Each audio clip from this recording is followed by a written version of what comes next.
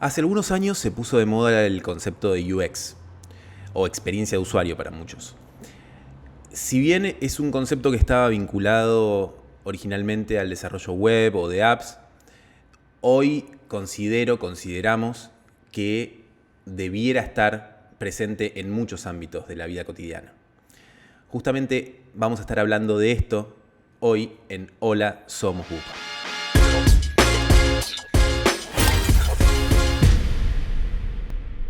Bueno, y ahora sí vamos a hablar del tema que habíamos anticipado en la intro. Vamos a hablar de UX Writing con Camila Pirogovsky, que es profesora de Lengua y Literatura, UX Writer, analista SEO. Actualmente se desempeña como contenidista, redactora UX y correctora en diversas organizaciones. Bienvenida. Muchas gracias. Vas a tener que abrirme la birra. ¿Sabés abrir birras? Dale, creería que sí.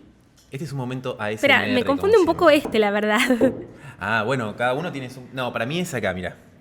Para mí es de esta, mira. Acá. Ah, ok, como me lo diste abierto, pensé que había algún truco o algo. Mira, seguime, mira. Espectacular. Dale. Pero si saca, entonces la gente escucha el... Claro. A ver. Podés tomar, podés no tomar, lo tenemos ahí la birra. Ahí va. Bueno, muchas gracias. No, vamos a hablar de este tema que es UX, ¿no? Que, como bien decía en la intro, tiene que ver con... A ver, nosotros desde que lo empezamos a escuchar hace algunos años, entendíamos que tenía que ver exclusivamente con el mundo de desarrollo web, de las apps y demás, o más con el diseño también. Y ahora descubrimos que hay un abanico bastante grande en todo esto, que pasa a la escritura, a otras cosas. Exacto.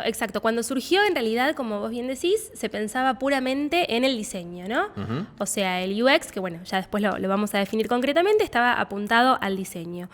Después se abrieron otras dos áreas, que son la de la escritura UX y la de la investigación UX, ¿no? Y las grandes empresas que realmente contemplan la experiencia de las personas usuarias tienen estos tres grupos: los que investigan, los que diseñan y los que escriben, que en parte, bueno, como charlábamos antes off the record, también diseñan, pero contenido verbal. Después me quedé pensando, ¿existe UX también no de los diseños, sino de las imágenes? O sea, un fotógrafo podría ser UX. Sí, a ver, yo creo que en realidad cuando uno se para en la perspectiva de cómo es la experiencia de una persona, entran un montón de grupos. Uh-huh. Incluso los investigadores UX trabajan a la par de asistentes comerciales. Bien. Que son quienes reciben de pronto las quejas de estas personas, el feedback de estas personas. O sea que en realidad para lograr una buena experiencia, todos los ámbitos y todas las áreas están implicados. Después de ahí a que haya un rol específico, bueno, no, la verdad es que son pocos todavía los roles de UX, pero que abarcan a toda la empresa y a toda la plataforma o el servicio según el área. ¿Y en sí el UX qué es, si lo tenés que definir? Bueno, el UX es User Experience, o sea, experiencia del usuario. Y hoy por hoy se trata de hablar de experiencia de las personas usuarias para contemplar el lenguaje inclusivo. ¿Sí? O sea, es toda la interacción que una persona tiene para lograr un objetivo, ya sea con un producto o con un servicio. ¿Sí? Pero es todo el recorrido que esa persona hace y cuál es su experiencia al hacer ese recorrido. Si es intuitivo, si no lo es, si es fácil, difícil, para cualquier proceso y procedimiento diario. Y es importante también entender que el UX nos permite, en cierta medida, hasta vender más. Porque es todo más... Totalmente, la experiencia de compra también se facilita. Y hablo ahí del diseño hasta el writing o lo que sea. Exacto. Mira, sin ir más lejos, hace unas semanas tenía que decidir por qué cuenta bancaria cobrar. Y el banco que elegí es el que, a mi modo de ver, tiene la aplicación más intuitiva. ¿Cuál es? El Galicia. Un saludo a Galicia, que ahora va a ser sponsor también de este podcast. ¿Pero qué es lo que viste ahí? Bueno, esto, de pronto los flujos, es decir, los recorridos son más intuitivos, más sencillos y te guían, repito, a mi modo de ver, de una forma más clara y más sencilla. A mí me pasa que en los últimos años uno es más consciente de esto y ya cuando algo, quizás no cuando tiene UX correcto, digamos, uno no le da bola, pero cuando ya hay errores, totalmente, ya se pone, por lo menos yo me pongo nervioso. Sí, pasa muchísimo con productos que uno de pronto compra y decís, pero esto ¿cómo habrá que usarlo? ¿No? A mí me pasó también hace poco comprar un soporte para la compu y la verdad es que estaba diseñado de tal manera que yo no sabía si la tabla, formato de tabla digamos, iba de una forma o de otra. Nos pasó el otro día que hicimos una investigación de mercado acá de productos, galletitas, cereales y todo eso, y hay galletitas que no sabía cómo abrirlas. Bueno, claro, la Y típica las terminás cintita roja. No tenías la cintita roja, Claro. muchachos. ¿Cómo no va a estar la Claro, cintita? bueno, Ese fue el eso- primer ejemplo de UX. Claro, De todos. claro, Como totalmente. el abra aquí. Exacto, exacto. Y así como ese es un caso genérico, digamos, de UX, en el UX Writing pasa lo mismo. Digo, cuando no es claro el mensaje, la persona no logra su cometido. Ahí vos me habías hablado en el antes, en el back de los pilares del UX, Sí. o del UX Writing también. Sí. ¿Cuáles son esos pilares, las claves? Bueno, a ver, un mensaje, hablando específicamente del UX Writing, tiene que ser claro, tiene que ser breve y tiene que ser útil. ¿Sí? Yo tengo formación de sangre, como digo, como profesora de letras. O sea que lo que le sumo, que no es una condición excluyente para ser UX Writer, pero yo sumo lo que es la didáctica y la lengua. La didáctica porque pasa con un docente, con su alumnado, y lo mismo pasa con personas usuarias. Uno tiene que lograr ser claro en lo que está transmitiendo, ser pedagógico, por así decirlo. Y después, bueno, el tema de las letras abarca gramática, redacción, puntuación, mensajes que no están redactados adecuadamente. Algunos no llegan al punto de confundir y otros realmente, por su mala redacción, confunden. Una coma mal puesta cambia el sentido del mensaje. Exacto, hay muchos chistes con eso. Hay muchísimos. ¿Y cómo vemos esto en la vida cotidiana? Bueno, a ver, en la vida cotidiana tenemos ejemplos diversos. Sí. Uno que justamente encontré hace poco es el de los frascos de mermelada de la campañola. Y lo podemos analizar tanto desde el diseño como desde el contenido. El frasco típico de mermelada, que uno cuando lo termina lo usa para guardar diferentes cositas. Ahora la gente de la campañola se da cuenta de que ese es un uso válido, que además a ellos no les resta, porque digo, no es que porque uno después lo va a usar como lata va a dejar de comprar futuros frascos. Entonces ahora en la tapa, en lugar de decir la campañola, que es la marca, hay un mensaje que dice acá guardo, 2 puntos. Y uno puede completar con marcador indeleble qué es lo que está guardando, ¿no? Entonces ahí se está pensando en una experiencia completa, porque además contempla reciclaje. Pero es una experiencia completa, ¿no? De principio a fin. Bueno, compraste la mermelada, te gustó la mermelada, la comiste, la disfrutaste. Ok, ahora le vas a dar un uso a este frasco. Y además no es el uso que nosotros imponemos, es el uso que ya sabemos que le das, pero te estamos contemplando. Y hay mucho de escuchar a los usuarios y a partir de lo que nosotros, de esa lectura que hacemos del consumo, además yo he visto, he participado en cursos, he hablado con UX Writers o con UX Designers también sobre todo, y parte mucho de eso, de investigar qué es lo que ya está sucediendo. Ponemos, Totalmente. se explicita, ¿dije bien? ¿Se explicita? Se explicita, sí. Uso palabras a veces re lindas. Se explicita lo que ya vemos que está sucediendo. Tal cual, por eso te decía que, de hecho, las grandes empresas, y hablo de grandes empresas porque todavía el UX es muy nuevo, pero las grandes empresas tienen los UX designers, los UX writers y los researchers, que son los que investigan, ¿no? Los que crean estas encuestas, formularios de satisfacción, etcétera, y que realmente leen el mensaje de quienes consumen. Habíamos hablado, justo recién también estábamos hablando de otro caso, de una publicidad, en este caso de Filco, que Sí. escuchó a los usuarios. Hay un toque de marketing, hay un toque también de Obvio. UX real, pero que sacó una campaña donde nombra a sus productos, no por el nombre técnico que se lo llamaba, sino por cosito cuadrado que no sé qué. Tal cual. Es el caso de escucho a las personas que consumen mi producto o mi servicio y además les demuestro que están siendo escuchadas, ¿no? Después, por supuesto, como vos decís, está el trasfondo marketinero que, bueno, también la marca quiere vender. Pero entonces, en lugar de llamarse el aire AFJ 420, es el aire blanco con la tapita negra. ¿Y cómo ves a ver, ¿cómo se evalúa si una comunicación es correcta desde el UX Writing por ejemplo, en redes sociales? Bueno, Mate. en realidad ahí también habría que marcar la diferencia entre el UX Writing y el copyright, ¿no? Las dos apuntan a la escritura, pero la del copyright apunta a vender. Y la del UX apunta a colaborar con la persona usuaria.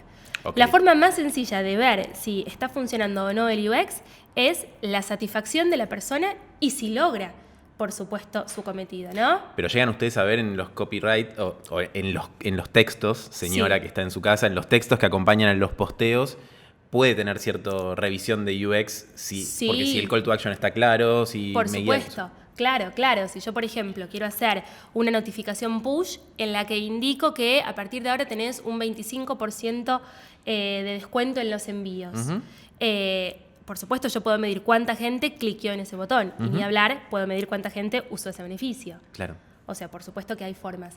Y además, los flujos, que son estos recorridos que hacen las personas usuarias, tienen que estar completados, ¿no? Si yo, volviendo al caso de una aplicación bancaria, la persona tiene que hacer una transferencia, bueno, si yo sé que lo primero que puso es hacer una transferencia, pero después la transferencia no se ejecutó, ahí puede haber otro problema de otro tipo, pero eventualmente la persona, si entendió el cómo, tiene que poder haber hecho esa transferencia. Y nosotros vemos desde el lado de agencias de marketing que trabajamos quizás en performance o en branding, vemos que a veces en los que se llaman los funnels, los embudos de venta, a veces en los sitios web perdemos a los usuarios y muchas veces es porque no hay una comprensión o el usuario se siente perdido o es dificultosa la situación o la acción de compra. Entonces eso y ahí está involucrado lo que es diseño, pero también escritura. Sí. Entonces me parece interesante. Sí, vos sabés que esto que decís, a veces no se siente, no logra comprender, a veces no se siente comprendido y a veces también no se siente interpelado, ¿no? Y acá viene el tema de la empatía de género. Como muchísimas empresas, una última que vi ahora era la de Mercado Pago, cambian sus mensajes para ser inclusivos. Nunca hablamos de ni el arroba, ni la E, ni la X, porque no son accesibles, digo, desde la virtualidad, no generan accesibilidad, pero sí, por ejemplo, antes en Mercado Pago estaba el mensaje, el texto que decía enviar plata a un amigo, y lo habían cambiado por, no recuerdo si regalarle plata a una persona. Vamos a buscarlo en tiempo real. Lo podemos buscar. Y la verdad es que estaba buenísimo. Y otro caso que vas a tener más a mano quizás. Transferir dinero. Ahí está, transferir dinero. Genérico. Y después está el caso de Personal, la aplicación de Personal, que antes era bienvenido y ahora te damos la bienvenida, ¿no? Entonces, como reformulando y parafraseando, también ahora está este lema de que el usuario se sienta comprendido, que se sienta incluido, que se sienta interpelado. Son como un montón de cosas que hacen al UX. ¿Tenés algún otro ejemplo de la vida cotidiana? O alguna... Tengo otro ejemplo. Mirá, ella vino, es la única invitada del podcast que claro, ñoña, que vino con todo eso. Mira, tengo un caso real, pero porque cuando me suceden estas cosas realmente las dejo asentadas, de una amiga en la web de PAMI. PAMI, bien. ¿No? Bueno, que ya sabemos que es un caso muy, muy particular porque es un sitio que está un poco dejado, pero el mensaje es poco claro y genera esta confusión. La pregunta dice: ¿en esta semana usted tenía trabajo y no concurrió? Entonces, las opciones, más allá de que después hay un pequeño texto indicando las razones de por qué no concurrió, son sí y no. Mi amiga me pregunta, si la pregunta es, ¿en esta semana tenía trabajo y no concurrió? Si yo pongo sí, ¿es sí, no concurrí o sí, concurrí? Y si pongo no, es lo mismo, no concurrí o estoy negando el no concurrí. Entonces, negativo más negativo, chau, me da positivo. Algo que nos pasó cuando hacemos las búsquedas laborales en LinkedIn, la misma plataforma te permite hacerle preguntas a los usuarios que se postulan, digamos, entre cuánto quiere cobrar, qué experiencia tiene y demás. Y hay una que cuando vos la cargas te dice, perdón, voy a... Esto también, ahí está. Que te dice movilidad o si tiene voluntad de hacer trabajo híbrido un poco en la oficina y un poco en casa, si está dispuesto a trasladarse a la oficina o quiere trabajar a distancia. Y la pregunta efectivamente después que le hacen a los usuarios es ¿te molestaría concurrir a la oficina? O algo así era. Claro. Y si pones no, pero todos ponen... Y la mitad dice sí, la mitad dice no, pero estoy seguro porque no entendieron la pregunta. Sí, hay un error de comprensión. Claro, son esas preguntas en las que no sabes si estás negando la pregunta o negando la acción de la pregunta. Pero no es una compra de un producto en una web, sino que es una decisión de alguien que está queriendo buscar trabajo. Claro. Y capaz que por poner no... Claro, quedaste fuera de esa búsqueda. La desestimo. Yo la desestimo porque ya prefiero preguntarlo. Si es válido el perfil, lo pregunto. Pero me gustaría que me indiques que me cuentes cómo ves el futuro del UX en los próximos años, hasta cuánto se va a meter, cómo va a avanzar todo esto, que para mí es una tendencia de los últimos 2-3 años. Vos capaz que me dirás, no, hace 10 años que estamos hablando de UX, pero yo lo veo manifestado fuerte en los últimos años. Sí, tal cual. Mirá, es muy reciente, pero tiene mucho futuro. Y no lo digo yo, lo leí justamente, salió el viernes, si no me equivoco, en una noticia en el diario La Nación, hablando de cuáles son los trabajos que que más se vienen y que además muchos de ellos están relacionados con poder cobrar en dólares. A raíz de eso era la nota, de cuántos dólares se van a poder entrar al país sin la conversión y eso. Sea cual sea el momento que estén escuchando esto, el dólar va a estar más caro que ahora. Totalmente. Siempre. Sí, inminente, exacto. Y bueno, y mencionaba el UX Sí. en general y el UX Writing en particular. Hoy por hoy las empresas saben que para lograr que una persona consuma su producto o su servicio, hay que contemplar a esa persona. Hay que investigarla, hay que diseñar para esa persona y hay que escribir para esa persona. Bueno, Cami, para cerrar, me gustaría saber o entender cómo ves el UX en los próximos tiempos, en los próximos años. Es una realidad que es, si bien vos debés entender mucho más que yo y saber que viene hace más años, pero yo lo veo como un fenómeno de los últimos 2, 3 años y quiero entender cuáles son las proyecciones para los siguientes años. Bueno, a ver, efectivamente el UX es nuevo, es del último tiempo. El diseño UX tiene un poco más de años, pero toda la parte de la investigación y la escritura son más nuevos. ¿Cómo se viene? Bueno, muchísimo. El otro día en un artículo del diario La Nación leí que justamente la parte de UX, específicamente UX Writing, es lo que más se viene. Es compatible con poder cobrar en dólares, entonces mucha gente lo está eligiendo. Y además, más allá de que yo soy profe de letras, digo, no es requisito tener una formación en letras. Por supuesto que uno después se va interiorizando en todo lo que es la redacción. Pero hay cursos cortos que posibilitan entrar en este mundo y que se viene y creo que cada vez más, definitivamente. Bueno, muchas gracias por estar acá, por tenernos paciencia con todo lo que ha pasado en este Por podcast favor. accidentado. Gracias, nada más. Muchas gracias, Cami. Gracias por la invitación, me encantó y bueno, espero que podamos repetir con otra temática en algún momento. Por supuesto, estás invitada. Gracias.